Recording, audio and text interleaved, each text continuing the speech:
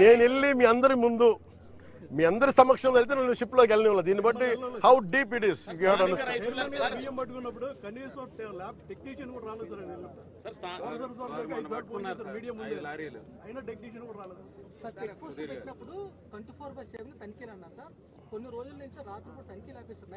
అదే మేము రాత్రులు చేయట్లేదని ఎన్ఓసి ఇచ్చేసారు కలెక్టర్ గారు అంటారు. నేను కలెక్టర్ గారిని అడిగా మీరు మాట్లాడుతుంటే నేను మాట్లాడకూడదు కాబట్టి ఆయన అడిగితే నీకు అధికారికంగా ఇచ్చారా చెప్పారన్న సమాధానం లేదు. స్థానిక రైస్ మిల్లర్స్ అంతా కూడా ఒక సిండికేట్ గా ఏర్పడి దీనికి కొంత పడుతున్నారు ఒకటి ఉంది. ఇతర రాష్ట్రాలలో కూడా ఇక్కడికి తరలించి ఏదైనా కానీ మీరు ఒకసారి ఒక తప్పు అలౌ చేస్తే ఒక kind of smuggling activity allow చేస్తే ఇది మిల్లర్లకి సంబంధం లేదు. If they are part of it that's different issue. ఇది మిల్లర్లకి సంబంధం లేదు. ఇది ఏదైనా సరే చట్టబద్ధతతో చేస్తే వ్యాపారంలో ఇబ్బందులు లేవు. కానీ ప్రజలకు చెందాల్సిన బియ్యాన్ని వాళ్ళు తినక స్టేట్ ఎక్స్చేంజ్ నిజంగా ఆ డబ్బులే కనుక ఉంటే ఈ రోజున విద్యార్థులకు కానీ మనకి ఎయిడెడ్ కాలేజెస్ ముయ్యాల్సిన అవసరం లేదు. ఫీజు రీయింబర్స్మెంట్లకు ఇబ్బంది రాదు. గోతులు పూడ్చే డబ్బులు మన ఏది ఏఐబి రోడ్డు ఈ పాటికి అయిపోయింది. ఇది ఏడీబీ రోడ్డు చెప్పాను మీకు డబ్బు ఎక్కడికి వెళ్ళిపోతుందంటే దిస్ హౌ. అందుకని మేము స్టేట్ మొత్తం అంతా ఇక్కడికి కేంద్రంగా అయితే కాకినాడ వస్తుంది సార్ బియ్యం అంతా కూడా. అయితే రేషన్ బియ్యం అంతా స్టేట్ నుంచి వస్తుంది సార్. ఇక్కడ ఒక్క చోటే దాడి జరుగుతుంది, ఇక్కడ ఒక్క చోట కొన్ని రోజులు ఆపుతున్నారు, మళ్ళీ కంటిన్యూ అవుతుంది. కానీ ఈ రైస్ అంతా కూడా స్టేట్ మొత్తం నుంచి వస్తుంది సార్. అది కాదు మీరు ఫాలో అవడం లేదు. దాడులు ప్రతి జిల్లాలో చేస్తున్నాం, ప్రతి రోజు చేస్తున్నాం. డిప్యూటీ సీఎం గారు చెప్పినట్టు అంటే 60,000 మెట్రిక్ టన్నులు ఇప్పటివరకు సీజ్ చేశాం. గతంలో ఎప్పుడు లేదు ఇటువంటి కార్యక్రమం. This has become a hub for export. మరి ఎక్కడి నుంచి మేజర్ తెలంగాణలో చేసినా కానీ మీరన్నట్టుగా తెలంగాణకి సీపోర్ట్ ఏం లేదు కదా, ఇక్కడికి రావాలి కదా. ఒక నిమిషం గత 2 నెలల నుంచి మీరు పోర్టుకు రావాలంటే మిమ్మల్ని అడ్డుపడుతున్నారు. ఇప్పుడు కూడా పోర్టు లోపల కూడా మిమ్మల్ని లోపల తీసుకెళ్లే దానికి కూడా కొంత ఇబ్బందులు సృష్టించారు అన్నారు. అంటే దీని వెనక ఎవరు అనే దాని మీద మీరు కీలకంగా వారి మీద పెట్టాలి కదా. మీరు అసలు మీ వెనకాల ఎవరు అంటే ఇది శక్తులు ఒక గ్రూప్, ఇది ఒకళ్ళు కాదు, ఒక వ్యక్తి కాదు. అదే సార్ ఇది ఎలా ఇది నాకు తెలియదు అంటున్నాను. నాకేం అర్థం అవుతుంది. ఫస్ట్ మీరు చెప్పారు సార్ ఇప్పుడు ఎక్కడ ఏం లేదు అంతా బాగుందంటే సరే మీరందరూ ఉదాహరణకి ఏదో చెప్పారు అనుకున్నాను. మీరందరూ ఒక సీనియర్ జర్నలిస్టులు, మీకు అవగాహన ఉంది. కానీ మీరు చెప్పిన మాట మేబీ ఎందుకు ఎదురెళ్ళటం రాను. నాకేం చెప్తారు వస్తే సార్ అక్కడ కొంచెం ఇబ్బంది అవుతుంది సార్, మీకు సెక్యూరిటీ కల్పించలేం, ప్రొడక్షన్ చేయలేం, లేదంటే సింపుల్గా నాకు ఎందుకు ఆప్ చేస్తారో చెప్తాం. సార్ మీరు వస్తే అక్కడ ఎక్స్పోర్ట్స్ ఆగిపోతాయి, టైం లైన్ ఆగిపోతాయి, అక్కడ మీరు కరెక్ట్గా కూర్చోబెట్టి మళ్ళీ మనకి ఇంటర్నేషనల్ ఇష్యూస్ వచ్చేస్తాయి అంటారు.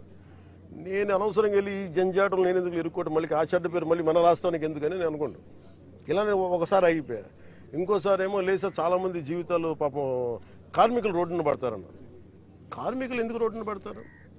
కార్మికులు ఎవరు స్మగ్లింగ్ చేయాలని అనుకోరే. వాళ్ళకి ఇస్తే బస్తా తీసుకెళ్ళి లోపల వేయాలి, మనకి ఎక్కిస్తారు, లేబర్ ఛార్జ్ ఉంటుంది. అంతేగాని వాళ్ళకి స్మగ్లింగ్ సంబంధం ఏముంది? అట్లీస్ట్ అది మనోహర్ గారి పోరాటం అండి. అది కూడా మనోహర్ గారు కూర్చోబెట్టి మాట్లాడి చేశారు. అలాగే మీరు అంటున్న ఈ క్వాలిటీ బియ్యం అంటే ఇది సమిష్టిగా మేమందరం కూర్చొని ఇది ఉంది, ఈ థాట్ కూడా ఉంది. తినని బియ్యం ఇవ్వడం దేనికి? తద్వారా అది ఎందుకంటే ఇది ప్రాబ్లం ఏముందంటే ఇది జస్ట్ స్టేట్ సబ్జెక్ట్ కదా, సెంట్రల్ సబ్జెక్ట్ కూడా. అందుకని దీన్ని నాకు నిజంగా మొన్న ఈ విషయం కనుక ఇది మన ఢిల్లీ పర్యటన ముందు కనుక జరిగి ఉంటే ఖచ్చితంగా నేను వెళ్ళి కేంద్ర civil supplies minister Pralhad Joshi గారిని కలిసేవాడిని. సార్ ఇప్పుడు శాఖాపరమైన చర్యలు అలాంటివి తీసుకుంటారు. ఇప్పటికే అధికారులకు చాలా సీరియస్ గా వార్నింగ్ ఇచ్చారు.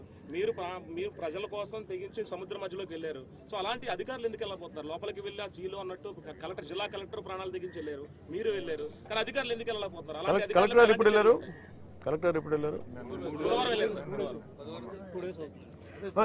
ఇది ఏమైపోతుందంటే ఇది చాలా డీప్ నెట్వర్క్. అది పెద్ద మీకు ఎలా ఉంటుంది, ఎవరు బెదిరించరు, ఎవరు అది మీరు అర్థం చేస్తారు.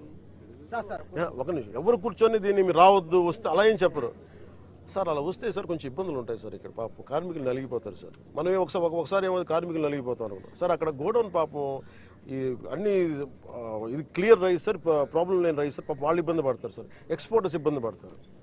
కానీ ఇంత లాట్లో దొరికినప్పుడు మటుకు sir it is repeated offenders ఉన్నారు. ఇంక దీన్ని ఇంకా బలమైన చర్యలు తీసుకోవాలి. అని చెప్పి దృష్టి పక్కన ఉన్న తొండంగి మండలం ఉంది. దానికి సంబంధించి అరవిందోకి సంబంధించి 12 గ్రామాల ప్రజలంతా కూడా మధ్య మొత్తం కాలుష్య బారిన పడుతుందని చెప్పేసి సంవత్సరం నుంచి ఇబ్బంది పడుతుంది. గతంలో మీరు కూడా మాట ఇచ్చారని చెప్పేసి మొన్న ఈ మధ్యన నిరాహార దీక్ష చేస్తూ పవన్ కళ్యాణ్ గారు వచ్చే వరకు మీకు దీక్ష విరమించు, దాంతోపాటు ప్రాణాలన్నా కోల్పోతాం, ఆయనకు రావాలని చెప్పేసి మీరు విజిట్ చేసే అవకాశం మీరు పిఠాపూర్లో కూడా మాట్లాడుతారు. నేను మాట్లాడాను, అది నా దృష్టిలో ఉంది సార్. చెప్పండి సార్. ఒక్క నిమిషం సార్. కోర్టు సంబంధించి మనం నాణ్యానికి ఉపయోగపెట్టి వస్తున్నాం. స్మగ్లింగ్ అనేది వాస్తవంగా చూసుకుంటే శ్రీలంక ఆర్థిక సంక్షోభంలో ఉన్నప్పుడు అక్కడ ప్రజలు ఆకలి తీర్చడానికి కేంద్ర ప్రభుత్వం ఇక్కడి నుంచి రైస్ ఎక్స్పోర్ట్ చేస్తుంది. ఆ రైస్ ఎక్స్పోర్ట్ కూడా పయ్యావుల కేశవ్ గారు విజయంగానే స్వయంగా ఇక్కడి నుంచి ఎక్స్పోర్ట్ చేశారు. కొన్ని లక్షల మెట్రిక్ టన్నులు ఫ్రీగా కాకినాడ పోర్ట్ నుంచే వెళ్ళింది. కరోనా సమయంలో కూడా అత్యధికంగా అన్ని పోర్టులు మూతపడినప్పుడు కూడా కాకినాడ పోర్ట్ నుంచి ఎక్స్పోర్ట్ అయ్యింది. సరే 10,000 మంది కార్మికులు ఆధారపడి ఉన్నారు. ఇప్పుడు ఈ రేషన్ మాఫియా మనం పెట్టినప్పుడు ఎవరైతే 16 మంది ఉన్నారో దాంట్లో ఇంటర్నేషనల్ కంపెనీస్ ఇవన్నీ కూడా ఇది చాలా ఇంట్రికేట్. అందుకనే కదా ఇప్పుడు నేను ఆటోమేటిక్ కార్మికులు రోడ్డు పడే అవకాశం ఉంది. అదే కదా నా కన్సర్న్. మీకు ఎలాంటి కన్సర్న్ ఉంది, నా కన్సర్న్ కూడా అదే. కార్మికులు ఉపాధి కోల్పోకుండా స్మగ్లింగ్ అరకట్టడం ఎలా? ఇట్స్ రిడల్ ఇది.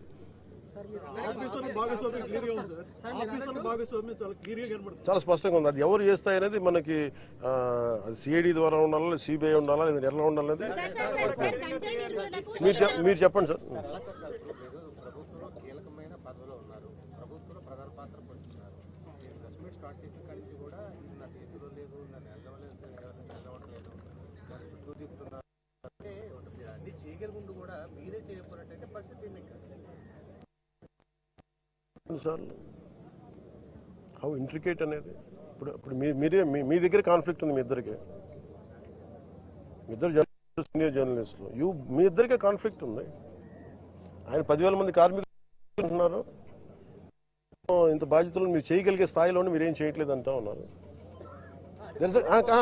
అలాగే దిస్ ఇస్ ద కాన్ఫ్లిక్ట్. ఇది ప్రజలకి నేను పెట్టుకుంది ఏంటంటే నా నిస్సహాయత నేను వ్యక్తం చేయట్లా, నాకున్న సిచ్యువేషన్ నేను చెప్తున్నా. ఎందుకంటే మీరు కూర్చోబెట్టి ఒక నిర్ణయం, ఇదేమో leadership is all about taking a decision, taking the right decision. తక్కువ ఇంపాక్ట్ తోటి ఎక్కువ లాభం జరిగేలా చూడటం. 10,000 మంది కార్మికులు రోడ్డును పడకుండా ఎలా ఉండాలి, వాళ్ళకి ఎలా తెలియజెప్పాలి, అలాగే ఏమి అవకతవకలు ఉన్నాయి, ఏ విధంగా జరుగుతున్నది, ఇవన్నీ కూర్చోబెట్టి చేయాల్సిన విషయాలు. అందుకని ఇది కూర్చోబెట్టి ఇది కొంచెం లోతుగా, ఎందుకంటే ఇది మేము ఆ పారదర్శకత చెప్పాలి, చూపించాలని చెప్పి నేను I took this call. Sir, గంజాయి నిర్మూలనకు లీగల్ టాస్క్ ఫోర్స్ అన్నది ఏర్పాటు చేశారు సార్. అలాగే మహిళలకు సంబంధించి లైంగిక వేధింపులు కావచ్చు, అఘాయిత్యాలకు సంబంధించి చట్టాన్ని తీసుకొస్తారు. గతంలో దిశ ఉండేది, దిశ ఎక్కడ ఉందని అసలు ఎప్పుడు యాక్ట్ చేశారు? అది మాట మాట్లాడేంత ఈజీ అండి. ఇప్పుడు నేను మొన్న మీరే ఉన్నారు, మొన్న ఐ థింక్ గుంటూరులో ఒక సభకి వెళ్ళాను, మన మీటింగ్కి వెళ్ళాను. ఒక మహిళా జర్నలిస్ట్ ఎవరు ఆవిడ ఇబ్బంది పడతా ఉన్నారు, మీకు చెప్పాను. నేను తీసుకొచ్చాను, మీ పక్కన రండి మేడం అని పక్కన లాగితే ఆ basic concern even as a society మనందరికీ కూడా ఉండాలి కదా. ఇప్పుడు సొసైటీ ఏమైపోయింది, not just about policing, not about good app, not about security cameras, also about people. మీరు ఒక అమ్మాయిని ఏడిపిస్తూ ఉంటే లేదని జరుగుతూ ఉంటే వీడియోలు తీసి చూపిస్తున్నారు, షూట్ చేస్తున్నారు. షూట్ చేసి సోషల్ మీడియాలో పెడుతున్నారు. కానీ ఎవరికి బేసిక్ సెన్స్ ఏముండాలి, వెళ్ళి వాళ్ళని ఆపి లాక్కున్న 4 తన్ని ఆపాలి, ఆ మైండ్ సెట్ లేదు. It's also people. Law and order మీ చేతుల్లో లేదు, పలుసార్లు అన్నారు. లా అండ్ ఆర్డర్ మీ చేతుల్లో ఇప్పుడు తీసుకున్నారు. Thank you.